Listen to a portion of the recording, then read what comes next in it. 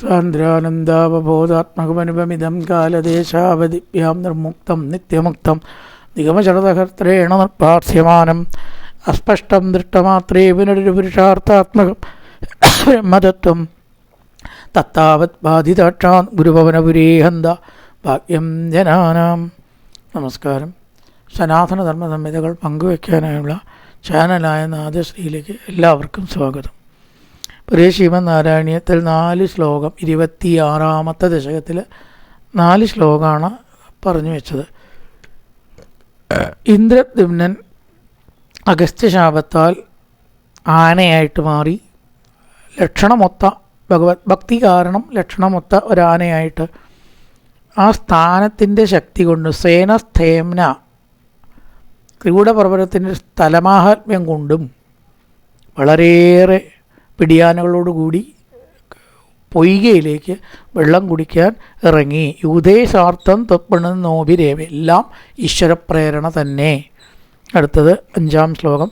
ഹൂകൂത്താവത് ദേവലത്യാഭിശാവാൻ ഗ്രാഹീഭൂതത്തജ്ജലേ വർത്തമാന ജഗ്രാഹേനം വർത്തിനം പാദദേശേ ശാന്ത്യർത്ഥം he ശാന്തിദോസി സ്വകാനാം.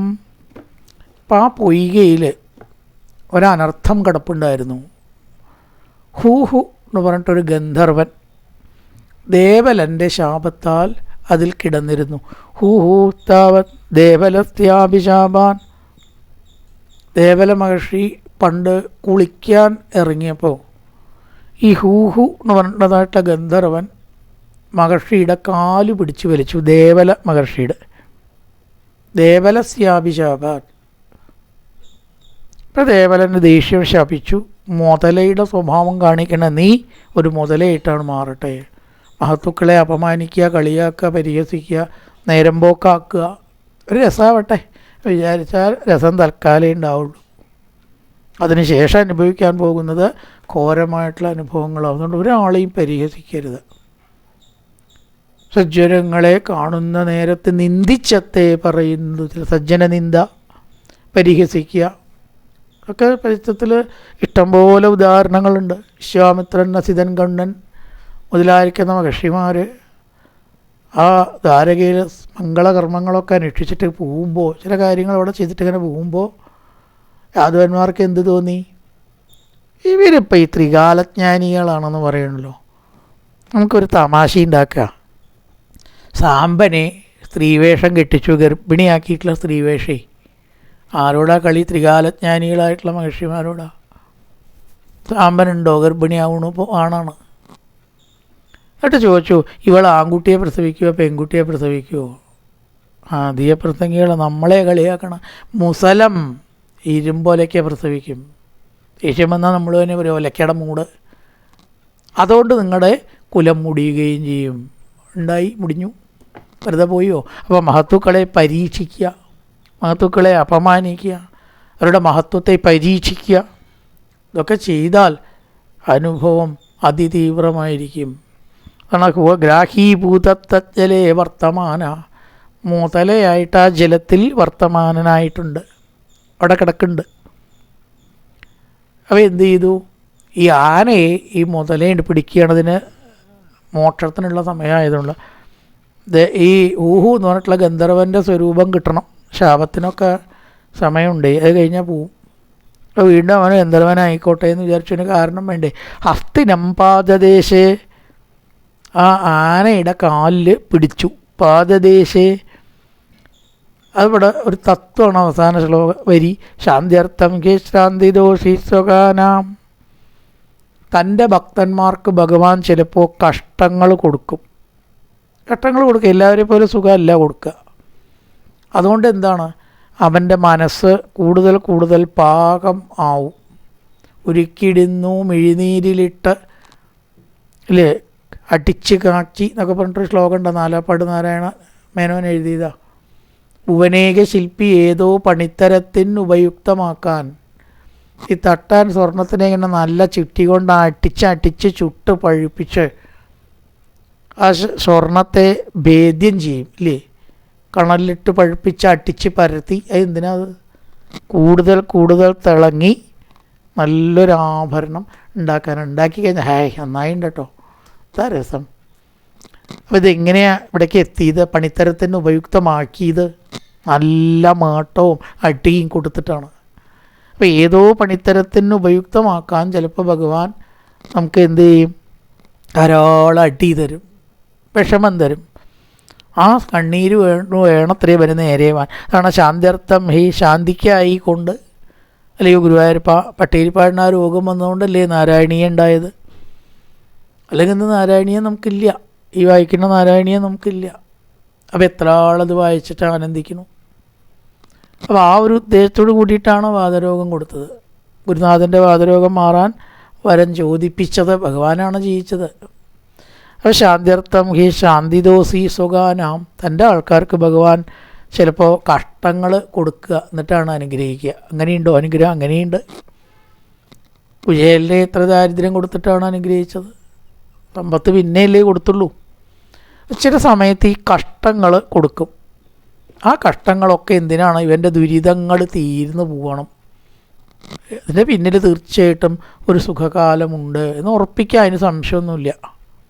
ശാന്ത്യർത്ഥം K ശാന്തിദോസി സ്വഗാനാം, ആ ദുഃഖങ്ങളൊന്നും കിട്ടുമ്പോൾ ഒരുപാട് പരാതിയൊന്നും പറയണ്ട, ദുഃഖം ഉണ്ടാവും. ഇതൊക്കെ ഭഗവാന്റെ ഓരോ കളികളാണ്.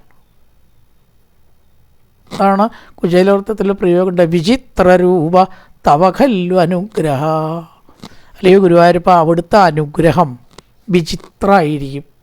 ഏതൊക്കെ രൂപത്തിലാണെന്ന് പറയാൻ തന്നെ സാധിക്കില്ല. അത് അനുഗ്രഹമാണെന്ന് പോലും ചിലർക്ക് മനസ്സിലാവില്ല. ഓ, ഇതാപ്പോൾ അനുഗ്രഹം എന്നൊക്കെ തോന്നും. അതൊക്കെ അനുഗ്രഹം ആവണം. കാരണം ഭഗവാനെ ഭജിച്ചാൽ അനുഗ്രഹം ഉണ്ടാവുള്ളൂ. രക്ഷിക്കുമോ അവർ?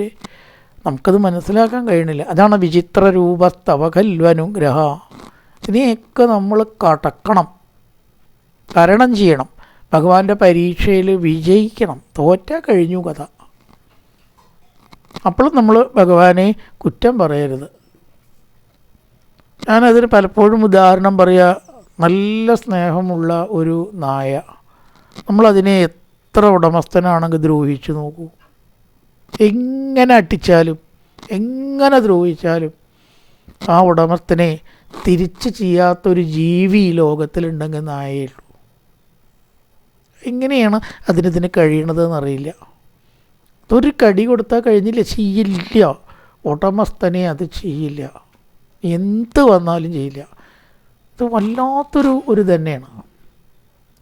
പശു അടക്കം കൊമ്പിട്ട് കുലുക്കി ചിലപ്പോൾ തൻ്റെ ശക്തി കാണിക്കും. എന്നോട് അധികം കളിക്കണ്ട കേട്ടോ, ഞാൻ വിചാരിച്ചാൽ എൻ്റെ കുടലെടുക്കാൻ കഴിയുന്ന ചിലപ്പോൾ കാണിക്കത്ര പശുക്കൾ ചവിട്ടും കിടക്കാൻ ചെന്നാൽ അല്ലേ. പക്ഷെ ഒരിക്കലും ഒരു ശ്വാവ് അതിൻ്റെ ഉടമസ്ഥനെ ഒന്നും ചെയ്യില്ല എന്നാണ്.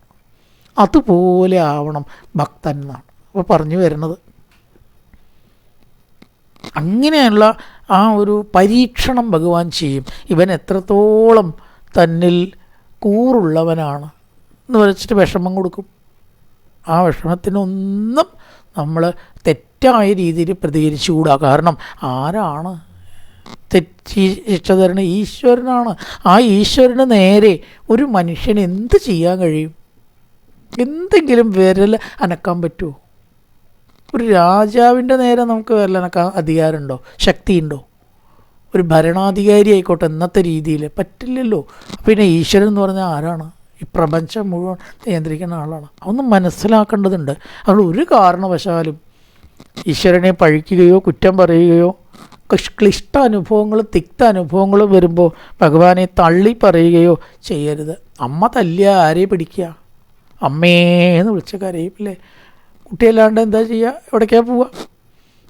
അതുപോലെ ശാന്ത്യർത്ഥം കെ ശാന്തിദോസി സ്വഗാനാം, ഇതെല്ലാം എൻ്റെ കഷ്ടങ്ങൾ വേറൊരു തരത്തിൽ തീർക്കാനാണ് ഭഗവാൻ തരുന്നത്, തന്നോളൂ എന്ന് പറഞ്ഞ് കൈനീട്ടി സ്വീകരിക്കാൻ ഭക്തന് കഴിയണം. അധികം ആൾക്കും അതൊന്നും കഴിയാറില്ല. ത്വത്സേവായ വൈഭവാ ദുർനിരോധം യുദ്ധ്യന്തം വർഷരണം സഹസ്രം പ്രാപ്തേ കാലേ ത്വത്പദേകാഗ്രസിദ്ധൈനക്രാക്രാന്തം അസ്ഥിവര്യം വ്യഥാസ്ത്വം. അപ്പം അങ്ങയുടെ ആ സേവ കൊണ്ട് ഇന്ദ്രദ്യുമ്നൻ ഈശ്വരാനുഗ്രഹം ധാരാളം സാധന കൊണ്ട് നേടിയിട്ടുണ്ട്. ദ്രദ്യുമ്നൻ എന്നിട്ടാണല്ലോ ആനയത്. ആ ഉപാസനാശക്തിയുടെ വൈഭവം കൊണ്ട് താൻ അനവധി കാലം ഈ മുതലയെ എതിർത്തു. കരയിലേക്ക് ഇങ്ങോട്ട് വലിക്കുക, ആന വെള്ളത്തിലേക്കാണ്ട് വലിക്കുക, മുതല വെള്ളത്തിലേക്ക് വലിക്കും, ആന കരയിലേക്ക് വലിക്കും, വീണ്ടും മുതല വെള്ളത്തിലേക്ക് വലിക്കും.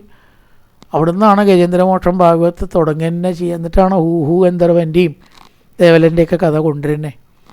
തത്രേ കിരികാടനാശ്ചയ കരേണുബിർവാരണയൂഥഭത്സരൻ എന്നൊക്കെ പറഞ്ഞ് ആ ത്രികൂടപർവ്വതത്തേക്കാണ് ഗംഭീരമായിട്ട് ഭാഗവത്തിൽ വർണ്ണിക്കും. അനവധി കാലം പിടിയും വലിയും ആയിട്ട് അവസാനമാണ് എന്തുണ്ടാവുക? പ്രാപ്തേ കാലേ തത്വതേ അഗ്രസിദ്ധി, ഭഗവത് പാദപത്മത്തിലുള്ളതായ ആ ഉറപ്പ് വരണം. താൻ വിചാരിച്ചാൽ രക്ഷപ്പെടാൻ പറ്റില്ല, ഇതിന്ന് രക്ഷപ്പെടാൻ തനിക്ക് ശക്തിയില്ല എന്നങ്ങനെ വരുത്തിയിട്ട് വേണം അല്ലിക്ക് എത്തിക്കാൻ മനസ്സ് ഭഗവാൻ. നക്രാക്രാന്തം അസ്ഥിവര്യം യഥാസ്തം. ആ ആനയെ മുതലയെ കൊണ്ട് കടിപ്പിച്ചത് മനസ്സ് ഏകാഗ്രമായിട്ട് ഗുരുവായൂരപ്പ അങ്ങയിൽ വരാൻ വേണ്ടിയിട്ടാണ്. അങ്ങനെ എല്ലാ വഴിയും തളർന്ന് തടഞ്ഞു നിൽക്കുമ്പോഴാണ് നമാമിമേ ജ്ഞാതയാതുരംഗജാകുത കരിണ്യപ്രഭവന്തി മോചിതം. സർവേശ്വര, ഈ മുതലയുടെ പിടിയിൽ നിന്ന് രക്ഷപ്പെടാനായിക്കൊണ്ട് എനിക്ക് സാധിക്കില്ല, ബോധ്യമായി. അതുകൊണ്ട് അങ്ങ് തന്നെ വന്നിട്ട് എന്നെ എങ്ങനെയെങ്കിലും രക്ഷിക്കണേന്ന് പറഞ്ഞിട്ട് അങ്ങനെ തൻ്റെ പൂർവ്വജന്മത്തിൽ ഉപാസിച്ച സ്തോത്രങ്ങളെ കൊണ്ട് ഭഗവാനെ അർച്ചിക്കുകയാണ്. അപ്പോഴാണ് ഭഗവാൻ അവിടെ പ്രത്യക്ഷമാവുന്നത്. ഓം പൂർണ്ണമദ പൂർണ്ണമിദം പൂർണ്ണാൽ പൂർണ്ണമുദച്യതേ പൂർണ്ണസ്യ പൂർണ്ണമാദായ പൂർണ്ണമേവാവശിഷ്യതേ. ഓം ശാന്തി ശാന്തി ശാന്തി. നല്ലൊരു പ്രഭാതം എല്ലാവർക്കും ആശംസിച്ചുകൊണ്ട് നിർത്തുന്നു. നമസ്കാരം.